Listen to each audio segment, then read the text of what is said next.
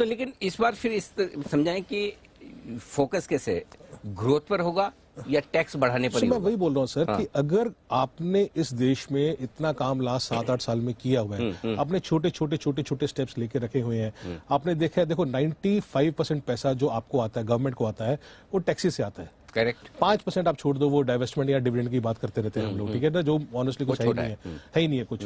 Personal taxes, corporate और GST, ये 3 main brackets हैं जहां से पैसा आता है, ठीक है।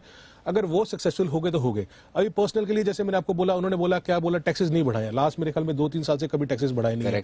कोई कुछ भी बोलता रहता है, वो बोलते नहीं, आप लीकेजेस कम करो, आप जितना हो सके सारे के सारे जो लोग हैं उनको फाइनेंशियल दायरे में लेके आओ, तभी ये आधार, यूपीआई, बैंक को लिंक कर दो, सारे का सारे क्यों कर दिया? अभी उनको पता है कि यहाँ पर मैं क्या करते हैं, कहाँ खर्चा करते हैं, खर्च करते नहीं है। जितने लीकेजेस कम होंगे उतने लोग ज्यादा टैक्स बनेंगे, वो जो हो रहा है। आई थिंक इस बार जो ग्रोथ है 25% के ऊपर का ग्रोथ आया है। 87-88% तो ऑलरेडी हमने जो सोचा था वो ऑलरेडी हमने अचीव कर लिया सारे का सारा। सो जितना हमने सोचा उसके ऊपर हम लोग अचीव करेंगे in terms of personal taxation.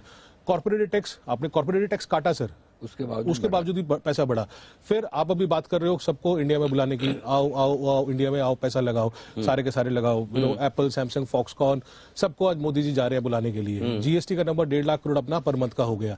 तो ये सब चीजें होने के बाद आपको क्या लगता है सर कि गवर्नमेंट आज ये सोचेगी कि आज ब्लेसिंग इन डिस्गाइज है इंडिया के पास, आज चाइना बोल लीजिए, यूरोप बोल लीजिए, गैस प्रॉब्लम बोल लीजिए, कुछ भी बोल लीजिए, पर आज इंडिया की तरफ सारी दुनिया देख रही है। करेक्ट।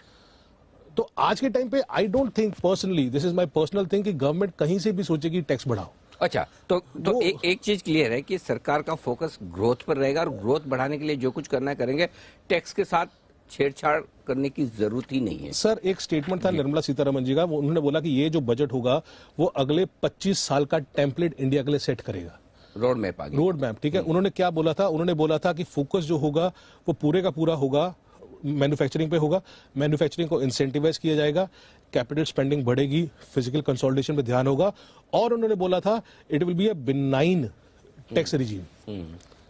मतलब बिनाइन मतलब कमजोर, ठीक है ना, उल्टा और कम होने के चांस ज्यादा है बढ़ने के बजाय।